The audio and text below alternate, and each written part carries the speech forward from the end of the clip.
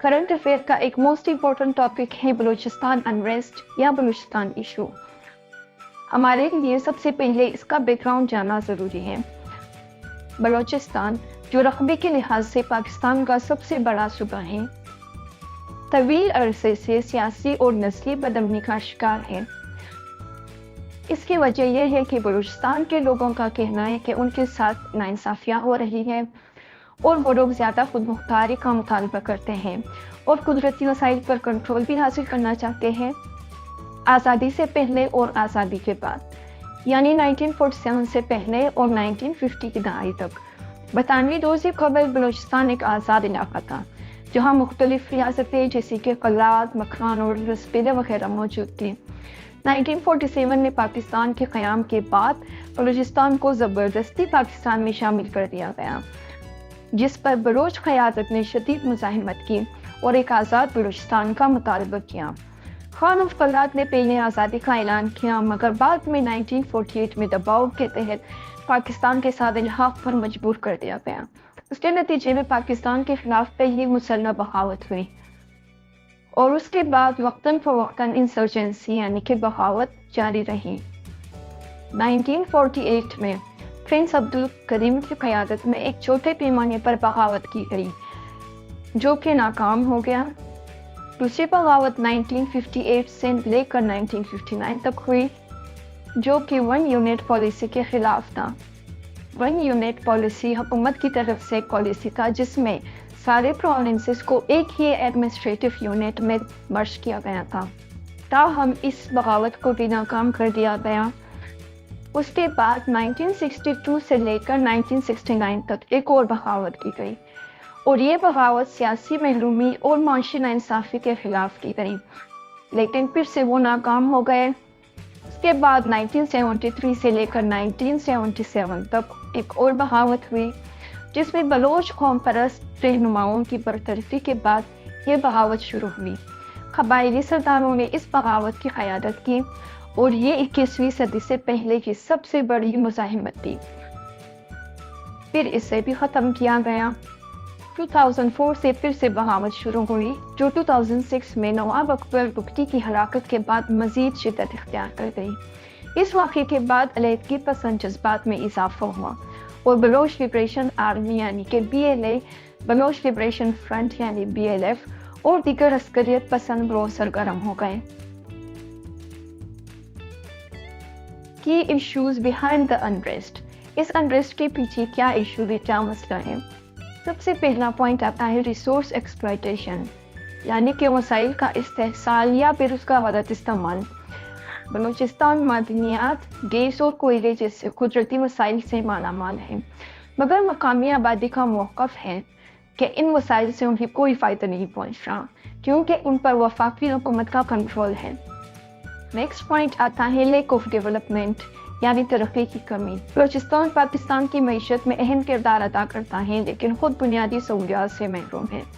यहाँ तालीम, सेहत और बुनियादी ढांचे ना होने के बराबर है, यानी हम कह सकते हैं यहाँ पे ना तालीम पे काम हो रहा है ना सेहत पे, और लोग अपनी बुनियादी ज़रूरतों से भी महरूम हैं, जिसकी वजह से बलूचिस्तान तरक्की भी नहीं कर पा रहा और तरक्की की राह में रुकावटें भी हैं।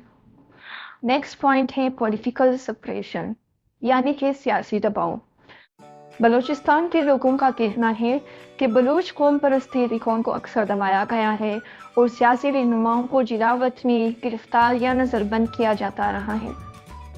Enforced disappearances and human rights violations, जैसे कि हम अक्सर न्यूज़ चैनल पे देखते रहते हैं कि मिसिंग पर्सन के लिए रैलियाँ निकाली गई हैं। ये उसी के बारे में है कि जबरी गुमशुदगियाँ और इंसानी हकूक़ की खिलाफ वर्जियाँ हो रही है। इंसानी हकूक़ के ग्रोहों के मुताबिक कई कारकुन, तलबा और सहाफ़ी जबरी तौर पर लापता कर दिए गए हैं, जिसे अवाम में बदएतमादी बढ़ती जा रही है। नेक्स्ट पॉइंट है China Pakistan economic corridor tensions. Baloch अलहदगी पसंद लोगों का कहना है कि सिर्फ एक पाकिस्तान के जो दूसरे सूबे हैं उनको और चीन को फ़ायदा पहुंचा रहे हैं, मकामी आबादी को उसमें शामिल नहीं किया जा रहा। इसी वजह से अलहदगी पसंद ग्रोहों की जानिब से चीनी बाशिंदों और तरक्याती मंसूबों पर हमले किए गए हैं। करंट सिनेरियो यानी कि मौजूदा सूरत हाल।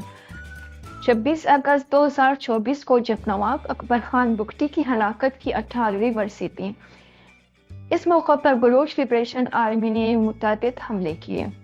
साफिर बसों और लॉरी ड्राइवरों पर हमले किए गए, जिनमें ज़्यादातर अफराद का ताल्लुक जनूबी पंजाब से था, और इन हमलों में 74 अफराद हलाक हुए, जिनमें ज़्यादातर गैर मुसल्लह शहरी शामिल थे। पुलिस स्टेशन, रेलवे लाइन्स और हाईवेज को निशाना बनाया गया, जिससे सूबे में अफरातफरी फैल गई। 11 मार्च 2025 को मुसल्लह अस्करियत पसंदों ने जाफर एक्सप्रेस ट्रेन पर हमला किया, जो कोयटा से पेशावर जा रही थी। ट्रेन पर फायरिंग की गई और पटरी को धमाके से उड़ा दिया गया, जिसके नतीजे में ट्रेन को रोक दिया गया। बलोच लिबरेशन आर्मी ने हमले की जिम्मेदारी कबूल की और 214 मुसाफिरों को यरगमाल बनाने का दावा किया, जिनमें फौजी एहलकार भी शामिल थे। BLA ने 48 घंटों के अंदर कैदियों के तबादले का मुतालबा किया और बसूरत दिकर यरगमालियों को कत्ल करने की धमकी दी। ये वाक़यात बलूचिस्तान में सूबे की सलामती की सूरत हाल पर गहरे असरार डालते हैं। Way forward for resolving Balochistan unrest. इस मसले को कैसे हल किया जा सकता है? सबसे पहला पॉइंट है political dialogue.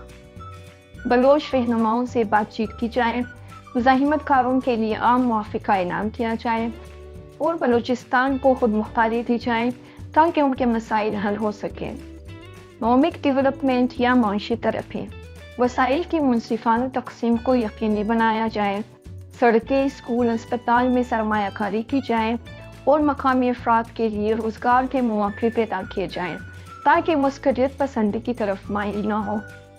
Human rights protections, जबरी गुमशुदगियों को रोका जाए, अदल व इंसाफ को यकीनी बनाया जाए और बलोच अवाम को आज़ादी इजहार और सियासी सरगर्मियों का हक दिया जाए।